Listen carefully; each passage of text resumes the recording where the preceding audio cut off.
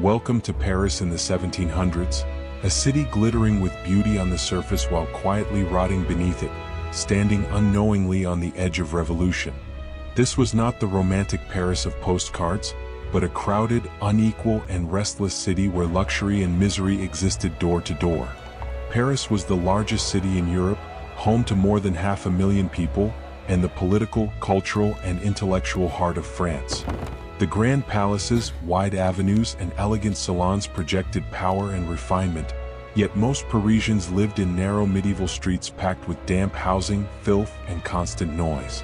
The river Seine flowed through the city like a lifeline, carrying goods, people, and ideas, but it also carried waste, disease, and the smell of overcrowding. By day, markets filled the streets with shouting vendors, carts, animals, and desperate buyers. Bread was the center of daily life, and even small price increases could mean hunger or death for the poor. Bakers were watched with suspicion, and rumors of hoarding or corruption spread quickly through the neighborhoods. At the top of society lived the nobility and clergy, largely untouched by hardship. Inside Versailles, just outside Paris, the royal court lived in a world of endless ceremonies, elaborate clothing, music, and feasts, funded by taxes paid almost entirely by the lower classes. While the city struggled, the palace glittered. Paris itself reflected this imbalance. Magnificent churches like Notre Dame rose above districts where families crowded into single rooms, sharing space with animals and disease. There was no modern sewage system, and human waste was often dumped directly into the streets or river. Street lighting was limited, and after dark, crime flourished. Thieves, beggars, and prostitutes filled the shadows, while armed patrols tried and often failed to maintain order. Public punishment was common and deliberately visible. Executions took place in city squares, drawing large crowds who treated them as both moral lessons and grim entertainment. Fear was a tool of control, used to remind the population of the power of the state.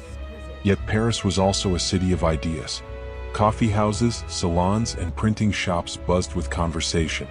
Writers and thinkers like Voltaire, Rousseau, and Diderot questioned monarchy, religion, and inequality, often under the threat of censorship or imprisonment. Books were banned, presses were raided, and authors were exiled, but ideas moved faster than authority could stop them. Pamphlets passed hand to hand, spreading anger and hope in equal measure. This clash between control and curiosity gave Paris a nervous energy, as if the city itself sensed that change was coming. Daily life was hard for most. Workers labored long hours for low wages, children were sent to work young, and illness could destroy entire families overnight. Hospitals were overcrowded and unsanitary, and life expectancy was painfully low. Still, Paris never fell silent. Music drifted from taverns, street performers entertained crowds, and religious festivals filled the calendar with color and ceremony. Faith remained strong, but trust in institutions was weakening.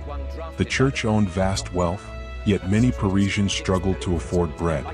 The monarchy claimed divine authority, yet rumors of royal excess spread through the streets. By the late 1700s, tensions were everywhere. Bad harvests led to food shortages. Taxes crushed the poor while nobles remained exempt. Soldiers were called more frequently to control unrest. Paris was no longer just a capital, it was a pressure cooker. The city's medieval streets, once symbols of tradition, became traps where anger echoed and crowds gathered. When change finally came, it would not begin quietly in palaces, but loudly in the streets, markets, and squares of Paris. In the 1700s, Paris was a city full of brilliance and suffering, conversation and control, hope and hunger. It was a place where the modern world was being imagined, even as the old one fought desperately to survive.